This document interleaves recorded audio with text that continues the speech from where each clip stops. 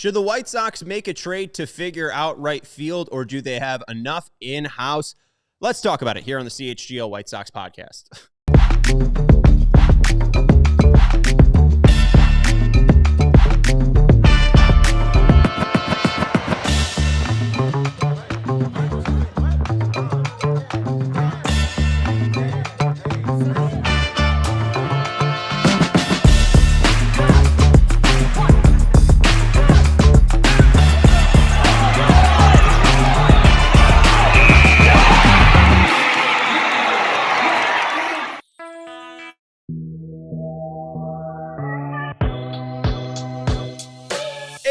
Into CHGO White Sox podcast, coming to you live from Studio West of our West Loop offices here in downtown Chicago. I'm your host, Sean Anderson. Alongside me, my producer is Sarah.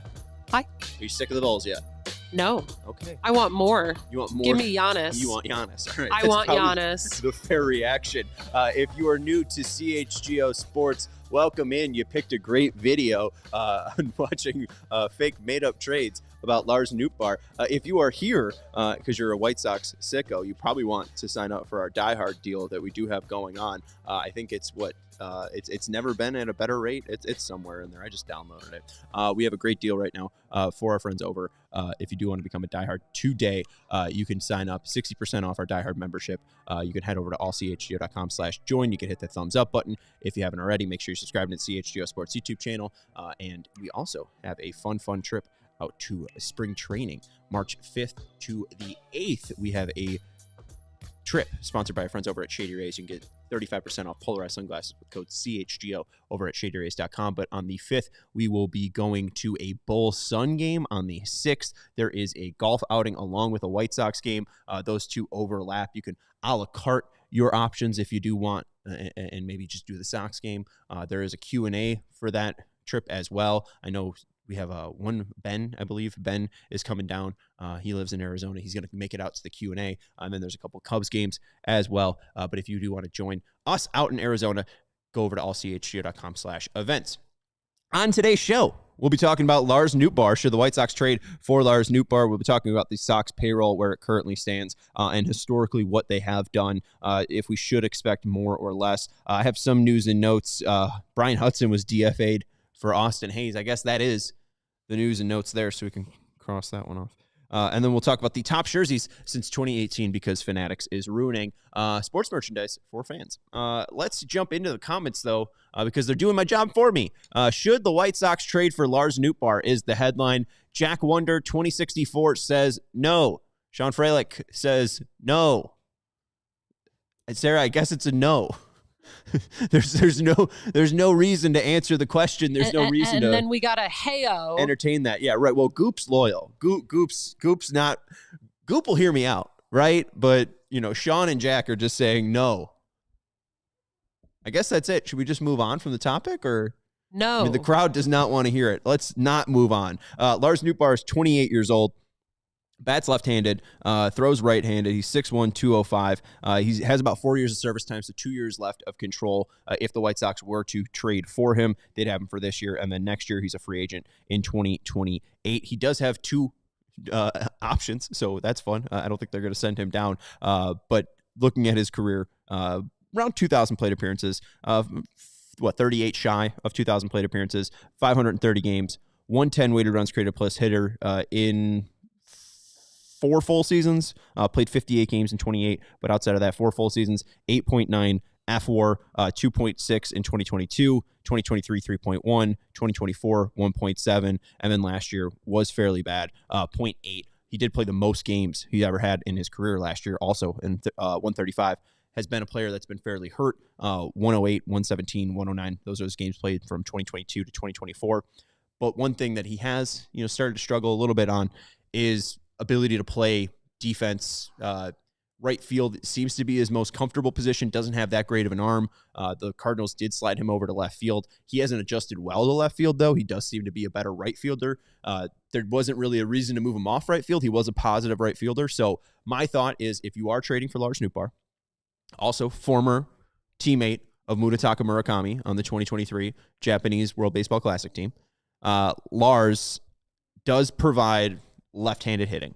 And right now, the White Sox just do not have that in the outfield. We'll talk about some of the options that they do have left-handed hitting-wise, but when you do look at the current 26-man roster, looking at the outfield, Hayes is a righty, Hill's a righty, Pereira's a righty, Benny's a lefty, but I don't know if they would even want to play him in the field. Then you look at Baldwin, he's a switch hitter, Acuna right-handed. So they don't have a ton of lefties. The thought would be bring in Nootbar to be a left-handed outfielder, specifically for right field, and you could possibly shore up that position because right now it's Pereira, splitting time likely with Brooks Baldwin. Doesn't seem like a great idea. It is possible that Kelnick wins a spot out of camp. They do have Tristan Peters on the 40-man roster as well. Lamont Wade Jr., who I think is now a corner outfield, mainly a first base and left fielder, but maybe they put him in right field. He's on a minor league invite. We'll see what he can do. But I do think Nootbar would at least give you a veteran. He is fine-ish. I really don't feel like I could talk people into him. He's got a high walk rate, which is acceptable and wanted for the Sox. 12.8% walk rate compared to a 20.2% K rate. So he will be able to get on base. But one thing that he hasn't had since 2023 is batted ball luck. 244 average, 234 average the last year. In 2023, it was up to 261. His batting average on balls in play has been sub 300 since 2023 at 281 and 279. So that's why I say unlucky. The thing is, though, and TS asks for who in the chat, that is the biggest question. Would it be worth giving up anything that I'm going to throw out here for this? Or is it just worth taking a shot on Kelnick? Or, the Miami Marlins just DFA'd Victor Mesa Jr., do they go out and claim Victor Mesa Jr. and then say goodbye to Tristan Peters? I would throw out these three trades. One, Chase Mydroth. He's got 5 years of control. Right now, he's your starting second baseman. I understand that people do like Chase. The first year was fine-ish, but this could be his best year. His 2025 year could be his best year at the plate, and that was 94 weighted runs created plus. Maybe, just maybe, the Cards that are rebuilding would want to take a shot at Mydroth at second base, as they do have their future shortstop in J.J. Weatherholt for the future. And that way, you can allow Nootbar to play right field. You would then likely see Hill, Pereira, Baldwin taking up center field, and then you could put Acuna at second base. The only reason he wasn't playing at second base for the Mets was because they had McNeil, Lindor, etc. Now they bring in Simeon. There wasn't a place on the infield for Acuna to play. If you do trade Mydroth, you'd free up a spot in the infield to play Acuna, and then that way you can have Nootbar, a guy that's played right field for several years, be able to hold that down. The second one I'd throw out, if you want to keep Mydroth, Antonacci and plus. I would throw Antonacci plus Riley Gowins out there. I don't know if I love Antonacci. He's very similar to Mydroth. The difference is he's probably a little bit faster and bats from the left side. I don't know if Mydroth is less flexible position-wise. We know that he could play third, short, and second base. It does seem like Antonacci can play a similar range of that. I do think Antonacci may have a better shot at playing maybe left or right field than Mydroth ever would. I, again, don't know if this is necessarily enough. When I looked at baseball trade values, they put Nootbar's value around 21. They don't have the White Sox values, and I'm not paying for that site. So I was trying to see what would line up. But I do think Antonacci would have a decent amount of value. Gowins, a left-hander, can give you a decent amount of length. Maybe, just maybe, they would take that. You get 6 years of control compared to the 2 left from Nootbar. And this is a Cardinals team that has traded off Arenado. They traded off Sonny Gray, traded off Wilson Contreras, just traded off Brendan Donovan. They are getting rid of a decent amount of the veterans. I would say Nootbar aligns with that type of player. And then finally, the third one, Jetixson Paez. Is he going to make the team? I don't know if the Sox really have a spot for him. You look at the bullpen, and it is getting a little bit more crowded with the more and more names they add. Sir Anthony Dominguez, Tyler Gilbert, Jordan Hicks, Alexander Alberto, Jetixson Paez, Mike Vassell, Jordan Leisure, Grant Taylor, all make up the current bullpen. But there's also Brandon Eisert, Prelander Baroa, who's coming off Tommy John. Iriarte was DFA'd. We'll see if he clears waivers or not. Wiekelman Gonzalez, Brian Hudson, also DFA'd. We'll see if he clears waivers. And then Chris Murphy, who was just added. And then the final one that I would throw out there would be Paez plus William Bergoya plus Truman Pauly, who they just got in the Acuna trade. Paez and Pauly, both arms, and then you throw in Bergoya, who it is a fringe top 200 prospect. I believe Kyle McDaniel had him around like 199 or something like that.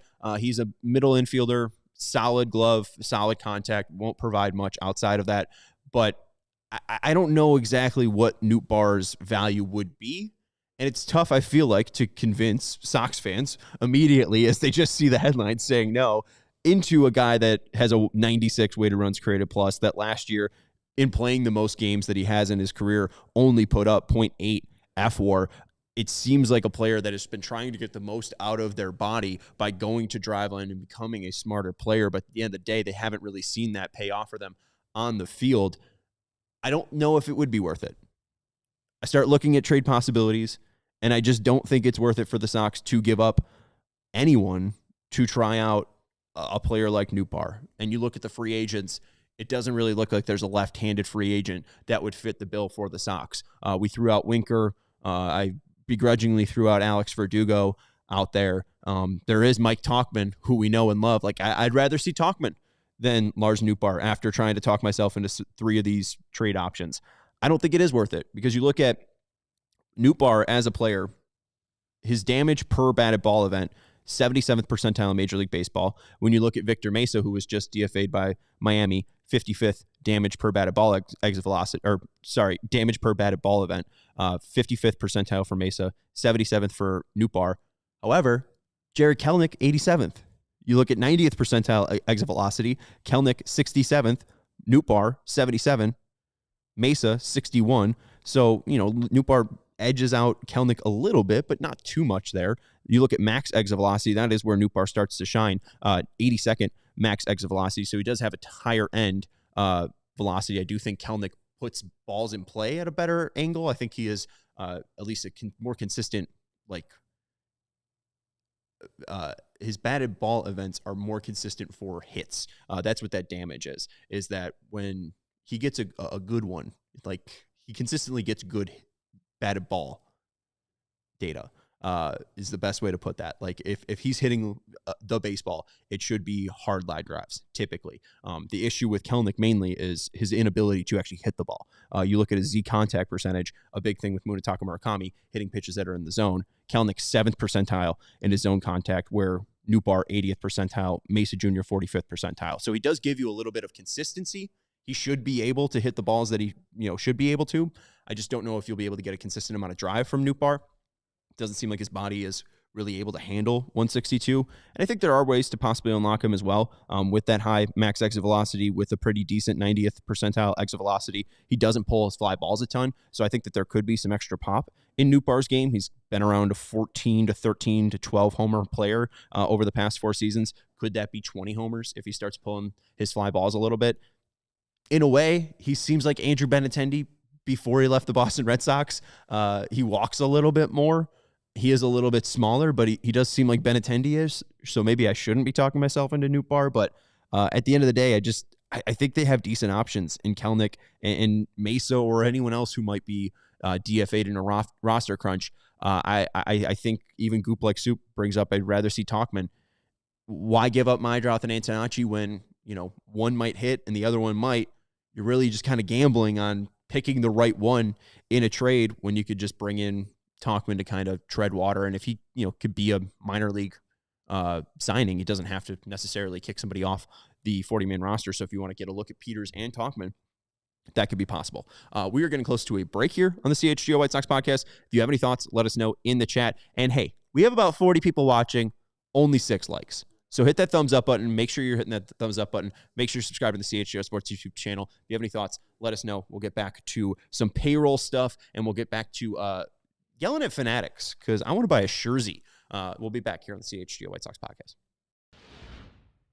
What if you could have reliable and intelligent Wi-Fi? And what if you could keep that reliable and intelligent Wi-Fi at the same price for 5 whole years? That's the Xfinity 5-year price guarantee. Imagine Wi-Fi that makes everything in your home work together, that finds and fixes problems before you even notice them, like super intelligent Wi-Fi with a 6th sense, and that lets you stream the game even when your whole family is online, with all your diverse devices working in perfect harmony for 5 whole years. And the best part is there's no annual contracts, no hidden fees, and Xfinity's best equipment is included. Take it from me. A lot can change in 5 years.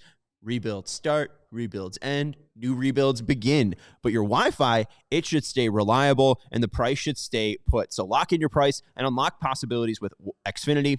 Learn more at Xfinity.com. Xfinity, imagine that. Select plans only. Restrictions apply. We want to let you know about our friends over at Bet365. Whatever the moment, it's never ordinary over at Bet365. The big game is approaching. Whether you like the team on the East Coast or the team on the West Coast, you can place your bet and make your wager over at Bet365. Whatever the moment, it's never ordinary with our friends over at Bet365. New customers sign up with code CHGO when you place your first bet of $5. Whether that bet wins or loses, you get $200 in bonus bets. Bonus bets can be used on spreads, totals, player props, futures, and more, because whatever the moment, it's never ordinary with our friends over at Bet365. And the Blackhawks have one final game before their break in February. You can bet with us with our CHGO bet boost at plus 700. You could take the Blackhawks to win, Blackhawks to score first, and Connor Bedard to score a goal at 7-1. Head over to Bet365 and sign up with code CHGO365. When you bet $5, you get $200 in bonus bets, whether that bet of $5 wins or loses. Whatever the moment, it's never ordinary at Bet365. Must be 21 plus. If you or someone you know has a gambling problem, crisis counseling and referral services can be accessed by calling 1-800-GAMBLER in app only. Welcome back to the CHGO White Sox podcast. Hit that thumbs up button. Make sure you subscribe to the CHGO Sports YouTube channel. Let's go to your comments to hear what you have to say. We appreciate Grumpy Pig and Friends, who's saying they're not giving him away, going to cost the top few prospects or even one of the catchers. I don't really think that highly of Antonacci, who I threw out there. Paez is a top 10 prospect, but did have to keep him on the roster for the entire year for him to really accrue value. So I didn't really go for some of the top prospects. And then seeing Jack Gustafson, who I believe is a Cards fan, so welcome, Jack, saying deal would be based around Nootbar for Antonacci and Opper based on baseball trade value. And the Antonacci part, I'm clearly very, very, very fine with. The Opper part is gross. If it was Antonacci and Paez, I wouldn't hate it. But I could not get around a Christian Opper one, because I do think Opper might be even better than Tanner McDougal, and I really like Tanner McDougal. There is a world where, like, I think Opper and McDougal are better than Smith and Schultz, and I love Noah Schultz. I want him to work out. I want him to be a White Sox for life, because I think he's a very, very interesting project. But if it's for Opper, I'm saying hell no. That's fairly gross. And I do also not trust baseball trade value. So I'm glad that their trade value, or at least trade suggestion, is off, because that's nasty. I would have to at least go Antonacci and then two lower pieces. I could not give up, two top 10 prospects right now for the Sox for a guy that's going to be here for 2 possible years. And then, hey, as TS brings up, it's Robert-esque. You're going to get a solid 100 games out of him and not a solid 162.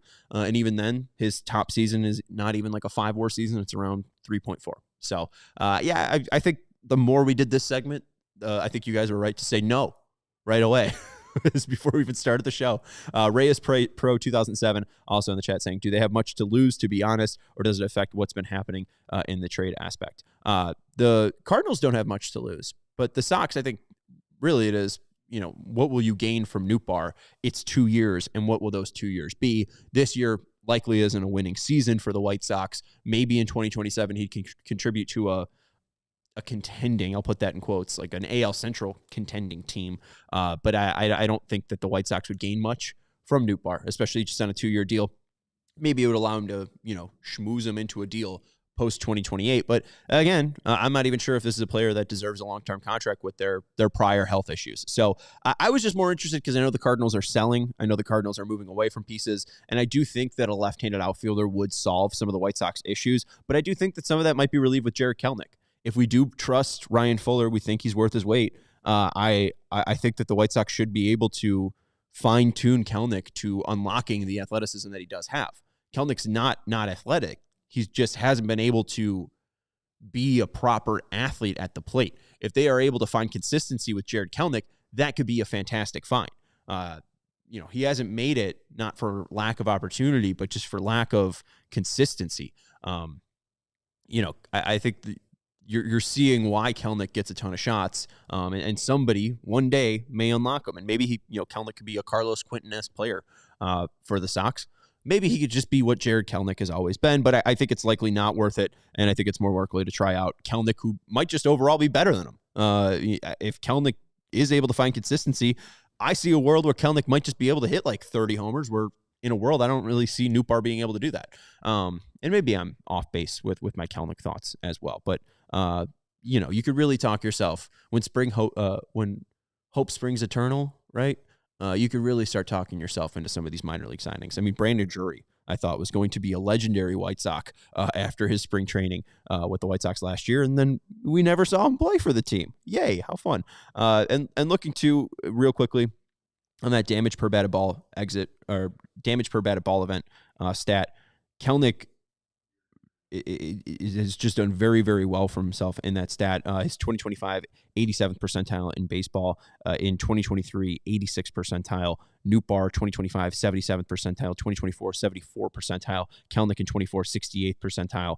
He just does, I think, have a higher floor than Nootbar, but Nootbar has that consistency where Kelenic does not. And then final one, I'm with Goop as well in the chat, saying I want Kelenic to work for Herb. I would love for our guy Herb to get a win with Jared Kelenic. We're talking about jerseys later on in the game, and I know Herb's weird about not wearing another man's name on his back. He only has his Lawrence White Sox jersey, but I feel like a jersey isn't that type of commitment. Maybe we could get Herb a Jared Kelenic jersey if he does turn out. All right. Is there any other? What is Big Monster Jam fan saying? Is there anything else? No, we're good. All right. Reyes Pro also asking, would acquiring him create an unnecessary logjam of serviceable but not elite corner outfield? We don't really have that. Like the left field thing, I feel like is fine. There does seem to be clarity in me. The clarity is, Andrew Benintendi, I'm paying you $16.5 million. You're going to be playing the field. A platoon of Hayes and Benintendi in left field could be adequate. So they really just don't have anyone for right field at the current moment. And really, center field-wise, they don't really have somebody for that position. I think Pereira is probably better off playing center field with his defensive capabilities, and maybe if you're deciding between Hill and Pereira on who would be the right-handed center fielder to go along with Brooks, I think that would give you more clarity if you can have a left-hander in the lineup consistently in right field. And then even then, Nootbar can get sat against lefties if necessary, and you can get switch hitting Brooks Baldwin in right field there as well. And yeah, Uncle Ted, I brought up the Framber Valdez thing. They're just not going to spend that money. Final one from Reyes Pro. Wouldn't it be fair to say acquiring Nootbar creates... Oh, we already asked that. It would create... I think it would free up a little bit, honestly. Especially if you got rid of Mydroth, then you could shift Acuna to the infield. So that was my one thing there is, they get a second baseman they could try out, and the White Sox get 2 years of Nootbar. But they likely, if Nootbar has a decent first half, can get more than Mydroth or Antonacci plus. So we'll see what unfolds. Nothing's happening with a Lars Nootbar trade. Let's just move on. Payroll time. So I just was curious about this. I went back and since 2000, I wanted to see what the payroll was looking like for the White Sox compared to the rest of the AL Central. So overall, since 2000, and I'm not including 2020 because it was a weird year. So this is 2000 to 2019 and then 2021 to 2025.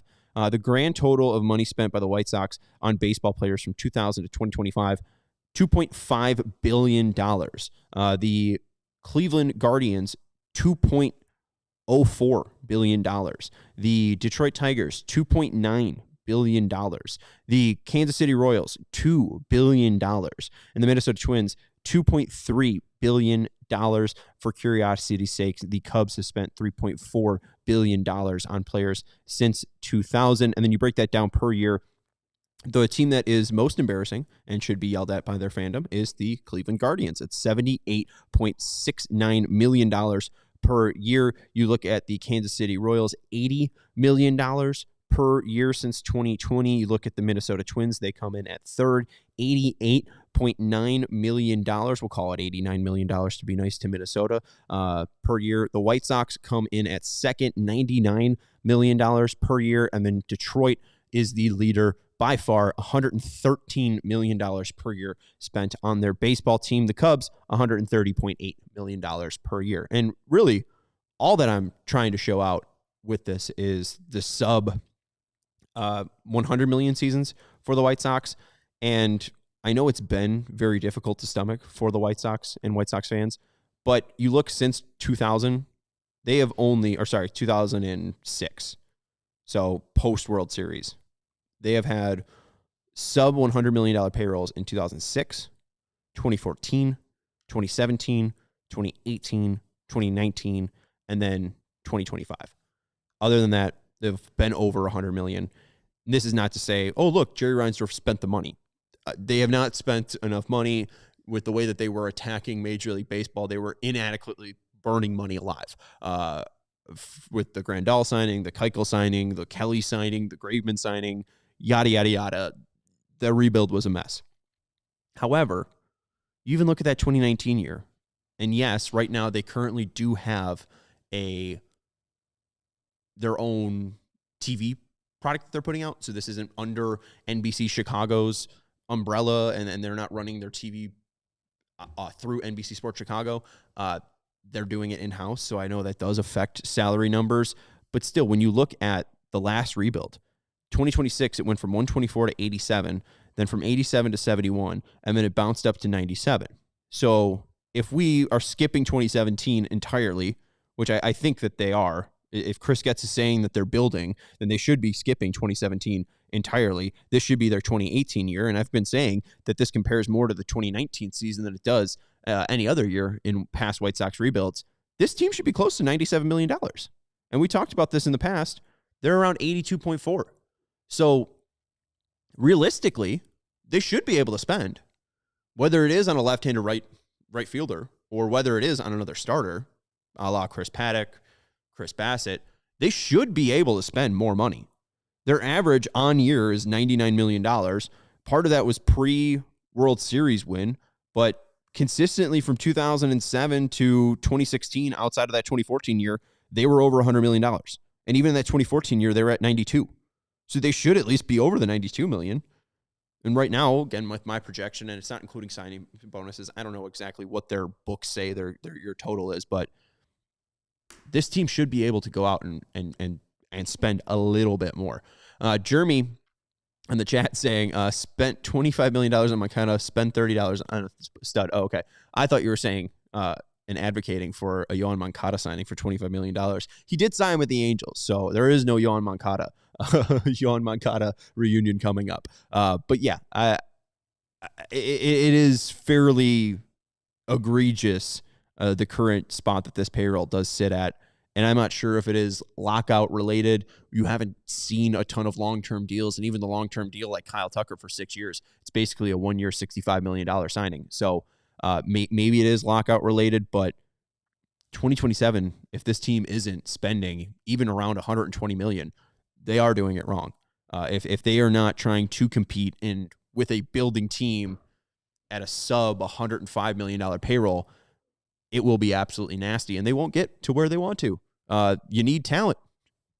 This team currently doesn't have that talent, or at least, if they do have that talent, it's not clear where those players will play, and it's not really clear what the final or possible championship contending White Sox, if that's a thing, would look like. So we'll have to figure it out. We're going to take a break here on the CHGO White Sox podcast. I see people in the chat mentioning Moncada and Aloy. We might bring them up in the next segment. We got some news and notes that we will get to, and then we will talk about jerseys, and we will talk about Fanatics, ruining sports here on the CHGO White Sox podcast.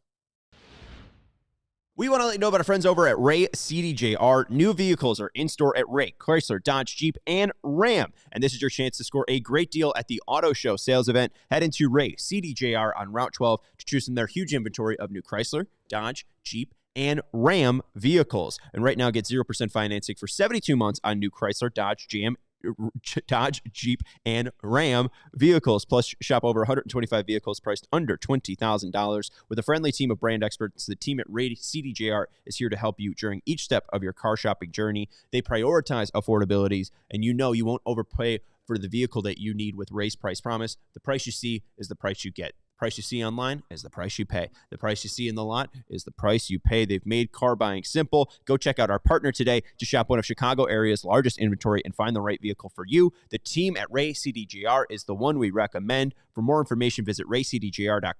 CHGO.com and Ray CDGR today on Route 12 in Fox Lake. They've been serving the community since 1963. We also want to let you know about our friends over at Hooters. They have 11 original Chicagoland locations. Go check out the one in Oak Lawn. Shout out Jay Zawoski.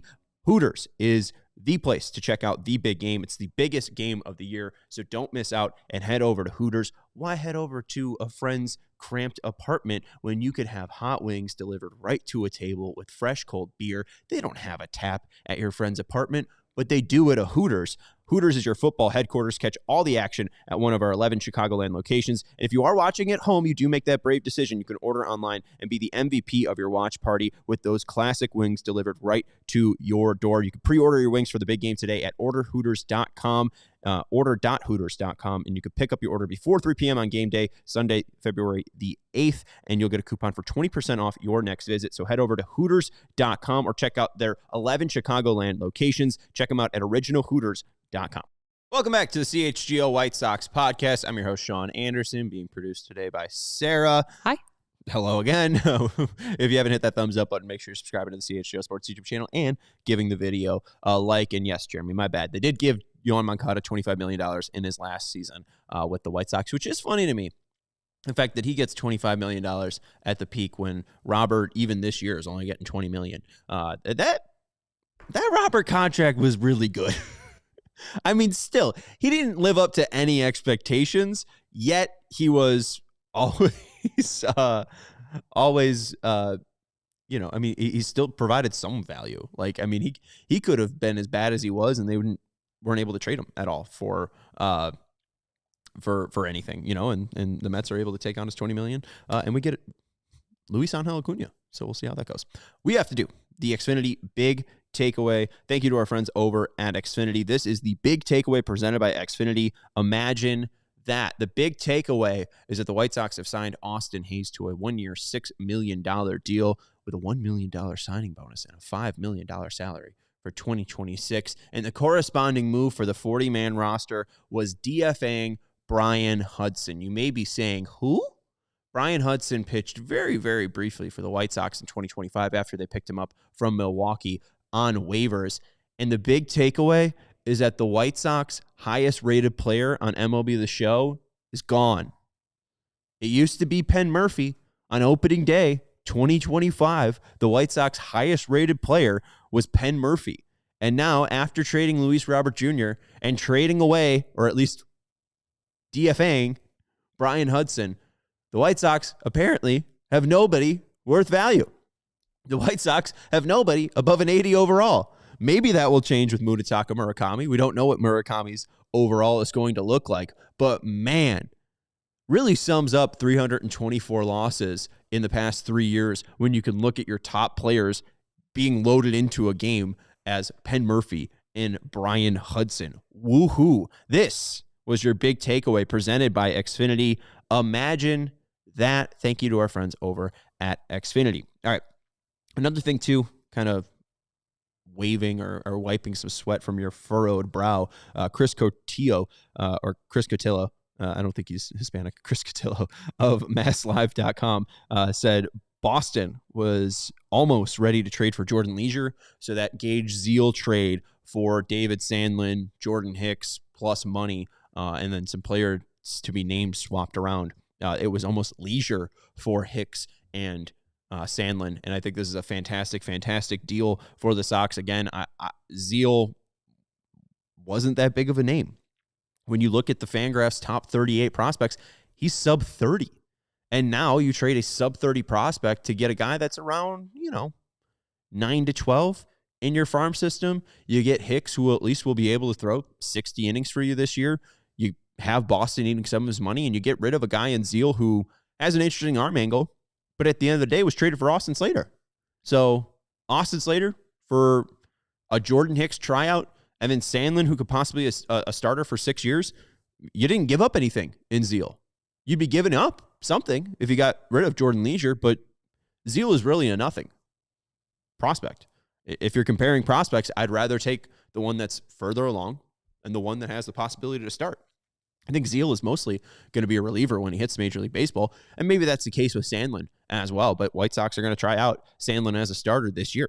we'll see what he can do this year. We weren't going to see what Gage Zeal was going to do this year. So if you were worried about, maybe Chris Getz making the wrong move, it could have been worse. Could have traded away Jordan Leisure. And I know that does sound weird to say after Leisure's struggles when he first got here with the Sox, but last year, especially in the back half, he was fantastic. So I'm excited to see what Jordan Leisure can do with the White Sox in 2026. All right. Here's an important time. I should have done this during the last break. I have to show off my baldness real quick, but we're going to be talking about jerseys. So let me take off my shirt to show off my jersey. All right. Very, very important. I think every person of my age group has a Paul Konerko jersey somewhere in their jersey or somewhere in their closet. And we're talking about this today because Fanatics sucks. They're not a sponsor. I don't buy anything from Fanatics. And man, they just suck. They absolutely have ruined sports merchandising for fans. And you typically would be able to walk into any sports merchandise store, whether it be at the park or, something like Grandstand.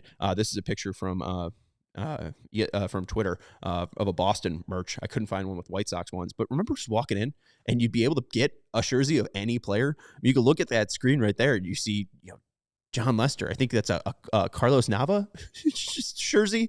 I would die to go and see just a vast wall of jerseys. But Michael Rubin and his cracked team over at Fanatics has just gone out and tore the soul out of any sports merchandise. And there is no longer connecting to a team. It is just buying a brand. And I would encourage you to go to Twitter and look at what Fanatics has put out at the Super Bowl this year. They are upcharging things that are currently on the Nike app for $160 for like $275. The things that are worn right now by the players at Media Day, they're upcharging those hoodies while already being an upcharge product. You could go look at the jerseys that they're selling for the Patriots. You might be wondering, hey, the Patriots are wearing white jerseys for this game. Why are they blue jerseys with patches? Well, Fanatics says, well, we weren't expecting the Patriots and Seahawks to be good this year, so we didn't have enough jerseys, and we don't have anything to service the fans that are trying to root on their teams. This is a disgrace to people.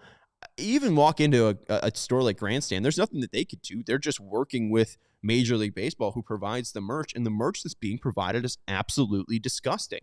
And I just miss the glory days, right? Hey, milk used to be 25 cents, and you used to be able to walk in and buy a Paul Konerko jersey. You used to go in and be able to buy a Esteban Loaiza jersey or Matt Albert. It's like, let's get grosser. If you wanted a Tyler Flowers jersey, you could have gotten a Tyler Flowers jersey. And the other one, too, I mean, Murakami, if you got Murakami in the Japanese lettering, I don't know what that's called. If someone wants to throw it out in the chat, feel free.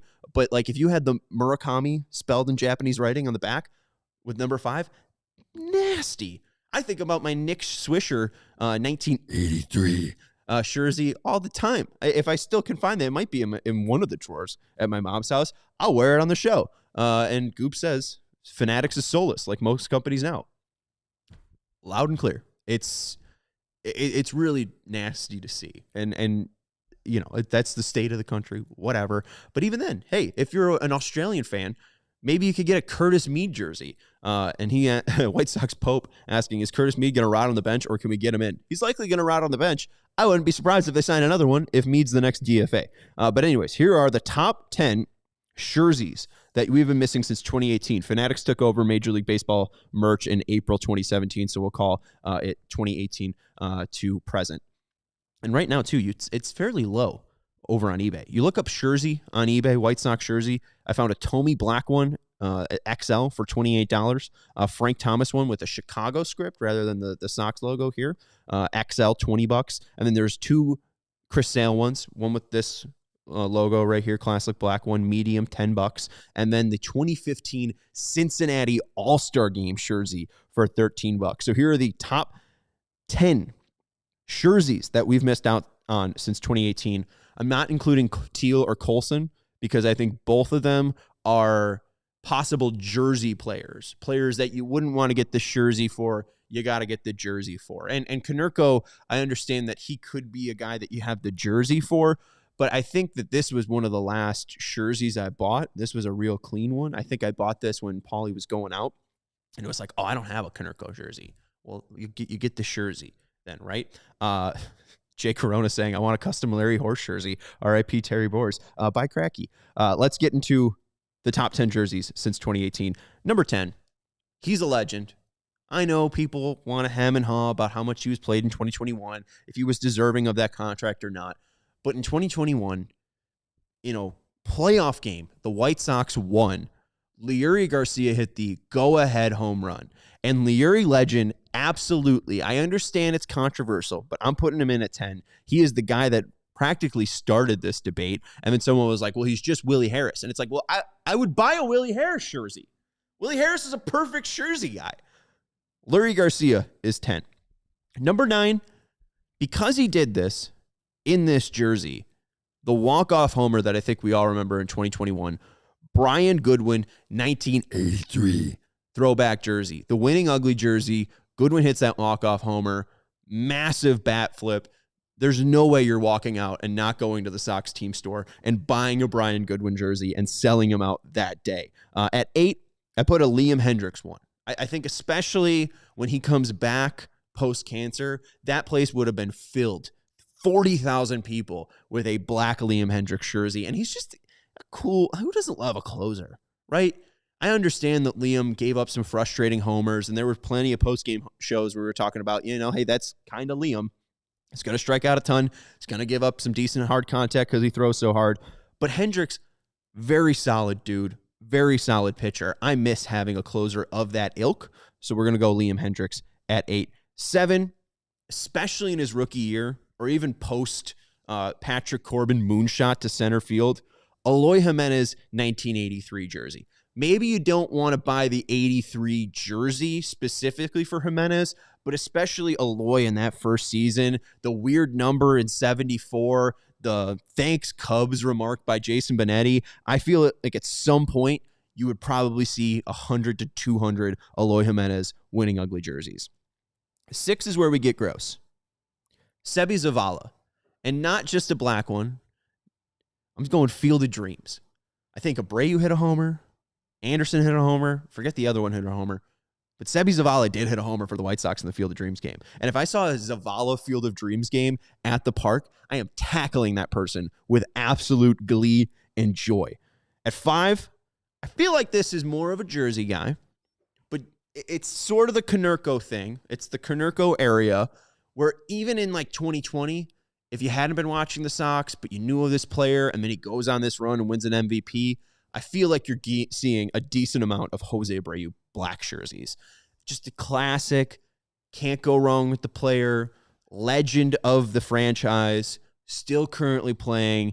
I feel like Abreu would be a decent jersey if you're not buying the jersey for that player. At 4, this is a moment. In 2021, he wasn't highly thought of. In 2020, they threw him in there in Cleveland. He didn't do much in Oakland in the postseason, but he was a former first-round pick. And in 2021, Carlos Rodon was the best pitcher on the planet. And I was so sad when they didn't sign him and he let him go to San Francisco. I would love to be watching Carl in a White Sox jersey right now. I would probably wear my Rodon jersey to bed every night. We're going to put Rodon at 4 in 2021. At 3, Garrett Crochet, 2024 All-Star Game. It's the worst year in White Sox history, and it might be the best All-Star that they had in years. Crochet was a monster heading into that All-Star Game. It's a funky jersey design as well with the Texas one, so I really think that Crochet would be a very, very niche 2024 All-Star Game jersey to wear, similar to the Cincinnati Sale one that I brought up just recently. Crochet 2024 All-Star Game one would be gross. At number 2, we do have Uncle Ted saying, okay, never mind. I don't care. Who cares about J-Ram? At number 2, Tim Anderson, Field of Dream variety. He hits that home run. He is the coolest player in baseball. He hits that home run. You don't think that the 2021 White Sox rebuild is ever going to fall, is ever going to crumble. He was the thing in baseball in 2021, and that would have been an absolute knee-jerk, what's it called? Doing it in the spur of the moment, impulse buy that you could have. TA hits that homer, you're going on Fanatics.com or whatever the hell it is, and you're buying a TA Field of Dreams jersey. And then finally, there really is no other answer. in April, when this bowling ball of a man is coming up and hitting 485-foot homers off of Brad Keller, is getting a hit in 8 straight games to start his career, your main Mercedes jerseys would litter the South Side. They would still have stock that they couldn't sell of your mean Mercedes jerseys if they had Fanatics up and running at a proper institution like they should be. Your mean Mercedes tops are top jerseys since 2018 in general. And shout out to KJ Russ, TA love. Screw those who hate him for the way it ended. Again, I love TA, and TA did so much for this franchise. If they want to invite him to minor league camp or major league camp, why not? Who cares? Let's go. I'd be thrilled and down for it completely. But that's going to do it for the CHGO White Sox podcast. Appreciate Sarah for producing the show. Appreciate everyone for hanging out with us. Hit that thumbs up button if you haven't already, and we will be back next week with more White Sox coverage. We are getting closer and closer to pitchers and catchers reporting. I think we are 50 days away from opening day, so hunker down. It's going to be cold for a little bit, but in about a month or so, you'll be feeling real warm, full of baseball thoughts. We're going to wrap it up. Jay Corona throwing out Hanser Alberto. That's a gross one. I would rather a Jake Lamb than an Alberto, but that's going to do it for the CHGO White Sox. And hey, Jay Corona, the Hanser Alberto one could work for Alexander Alberto if he makes the team. So there you go. That's going to do it for the CHGO White Sox podcast. We'll talk to you later. Goodbye. We all silly like the mayor.